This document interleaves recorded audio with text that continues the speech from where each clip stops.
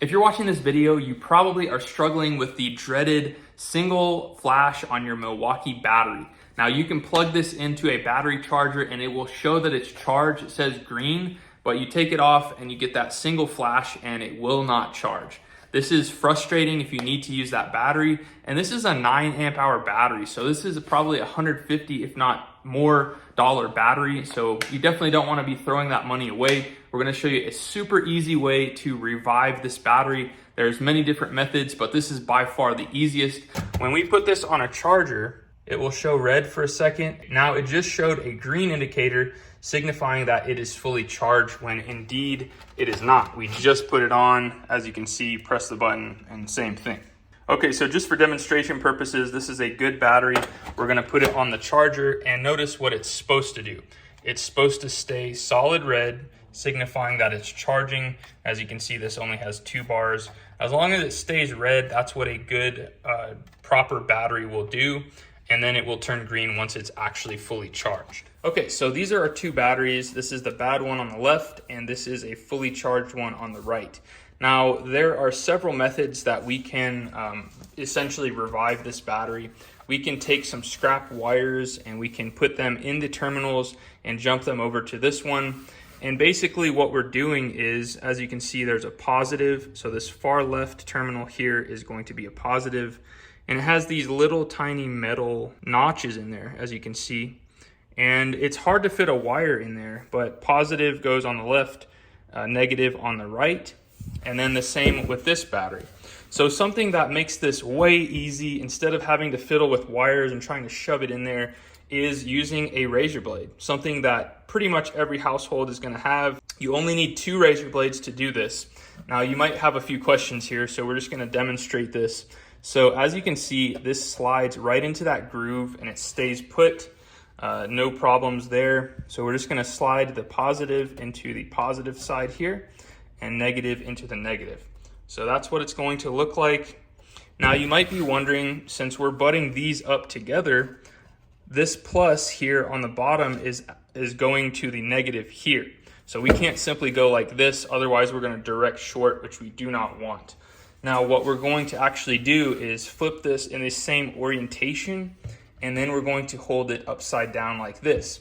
Now you can see negative is gonna go to negative and positive to positive. So one other tip if you're gonna try this, as you can see, there's a bunch of junk in here just from using this in construction, and a lot of stuff will actually get in between these and prevent contact from being made. So what you can actually do is take a little piece of sandpaper and just run it inside on both sides here and just kind of clean up those contacts before you do this next trick.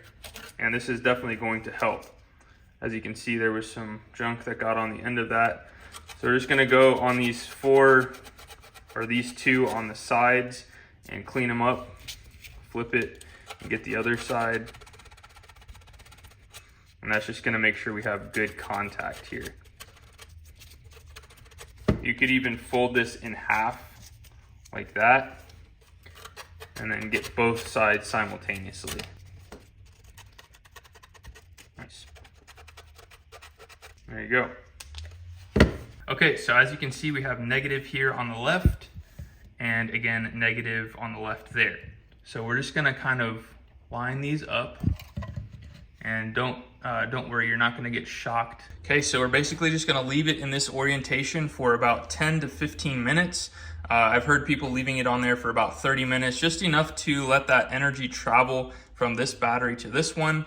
And then we're gonna put this on the charger and make sure that it's actually charging.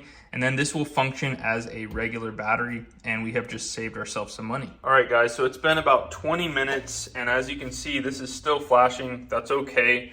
What we're gonna do is go ahead and take this off, and we're going to immediately put it right onto the charger. Okay, so I just threw it on the charger. It turned green. I took it off, and it said 1 bar on the charger, or excuse me, on the battery.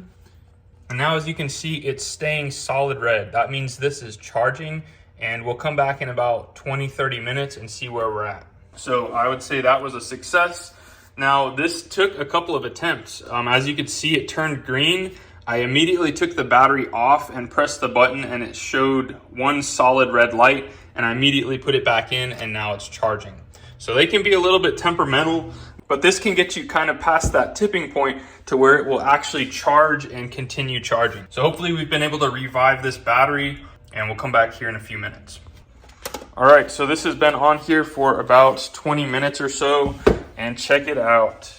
We've got 3 bars almost fully charged on this guy. I just wanted to show you that it did indeed work. It went from that flashing light, and when I put this on a charger, it would just go straight to green. Now it actually charges, and as you can see, we'll throw it on this drill and just show you that it works.